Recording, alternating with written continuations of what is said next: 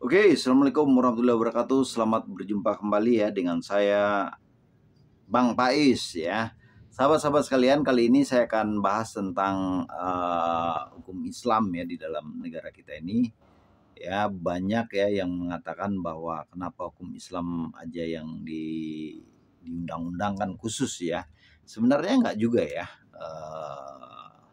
Enggak juga karena apa namanya agama selain non Islam itu juga pasti ada di pengadilan negeri ya, kalau nggak salah ya. Sedangkan pengadilan agama itu tentu banyak sekali membahas tentang khusus mayoritas agama kita di Indonesia ini kan agama Islam, dan kita tahu juga agama Islam itu mempunyai kaidah-kaidah hukum yang lebih kompleks, sehingga dan aturan-aturannya juga jelas ya dari dulu ya, dari zaman Nabi, para sahabat ya, tabiin dan selanjutnya itu punya hukum-hukum yang memang terjadi selalu ya, perbedaan-perbedaan atau ijma'-ijma'nya itu. Kita tahu bahwa sumber hukum Islam itu pertama Al-Qur'an, yang kedua adalah hadis, yang kedua adalah ijma'-ijma' ulama ya.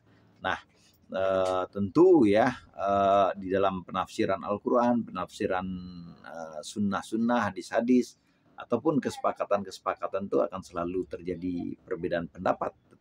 Tetapi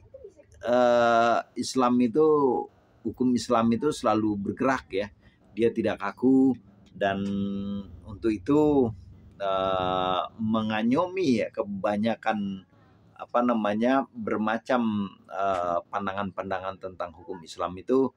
Negara mengambil jalan tengah, yakni mengambil hukum kompilasi agama Islam ya, sehingga diambil adalah jalan-jalan tengah di dalam hukum Islam. Di dalam hukum Islam yang diatur itu seperti undang-undang perkawinan ya, tentang perceraian ya, tentang hak guna gini ya, tentang hak anak angkat, hak anak kandung ya, tentang waris, dan semuanya itu tentu ya berdasarkan hukum-hukum Islam yang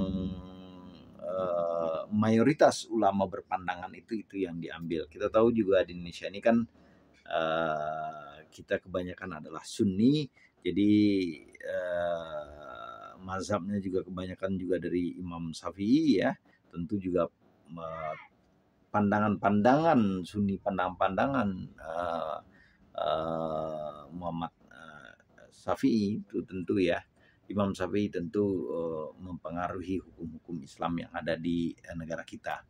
Jadi apakah hukum Islam di Indonesia ini sama dengan hukum-hukum Islam di negara lain? Tentu bisa saja berbeda, karena pandangan-pandangan para mazhab, para imam itu tentu saja berbeda. Tapi intinya bahwa negara mengambil jalan tengah di hukum-hukum Islam ya.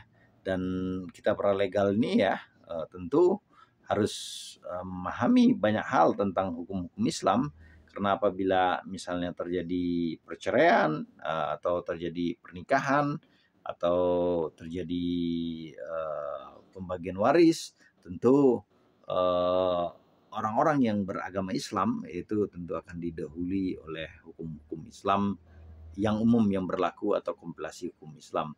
Tetapi pada kasus-kasus tertentu bisa saja berbeda, bisa saja tidak saklek ya. Tetapi secara garis besarnya hukum Islam itu mempengaruhi kita bangsa Indonesia, karena mayoritas penduduk kita adalah Muslim. Akhir kata, wabillahi taufiq wal hidayah. Assalamualaikum warahmatullahi wabarakatuh.